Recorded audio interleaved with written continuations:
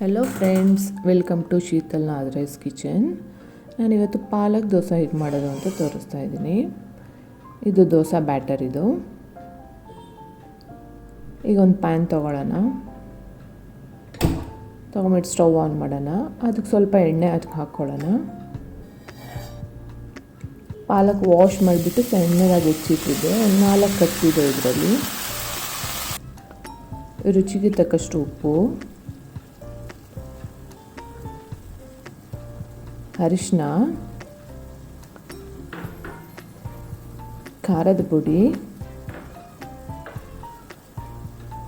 Maggi masala powder 1 packet.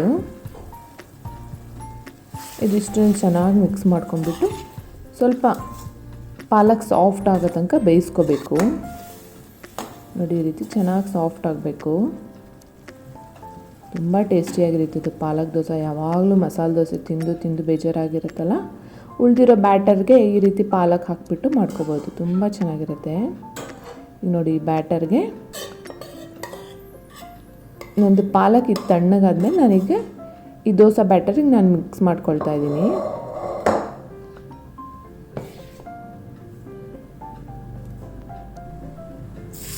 ಈಗ ಒಂದು ತವಾ ಬಿಸಿ ಆದಮೇಲೆ ಈ ಬ್ಯಾಟರ್ ಮಿಕ್ಸ್ ಮಾಡ್ಕೊಂಡಿದ್ನಲ್ಲ, ಈಗ ದೋಸೆ ಹಾಕ್ತಾಯಿದ್ದೀನಿ. ನೋಡಿ,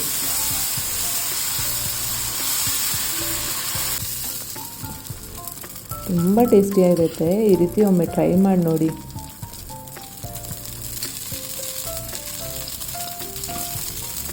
ಸ್ವಲ್ಪ ಎಣ್ಣೆ ಹಾಕ್ಕೊಳ್ಳೋಣ. ಈಗ ಕ್ಲೋಸ್ ಮಾಡಿಡಬೇಕು, ಸಿಮ್ಮಲ್ಲಿ ಇಟ್ಬಿಟ್ಟು. ನೋಡಿ, ಈಗ ನನ್ನ ದೋಸೆ ಬೆಂದಾಗಿದೆ. ಈಗ ಒಂದು ಸ್ವಲ್ಪ ಮೇಲ್ಗಡೆ ತುಪ್ಪ ಹಾಕ್ಕೊಳ್ತಾ ಇದ್ದೀನಿ. ತುಪ್ಪ ಹಾಕ್ಬಿಟ್ಟು ಈಗ ತೆಗೆದ್ರೆ ಆಯಿತು ದೋಸೆನ.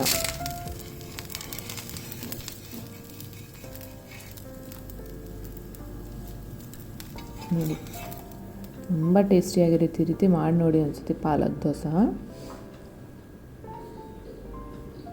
ಚಟ್ನಿ ಜೊತೆ ತುಂಬ ಚೆನ್ನಾಗಿರುತ್ತೆ. Thanks for watching. Like, share and subscribe.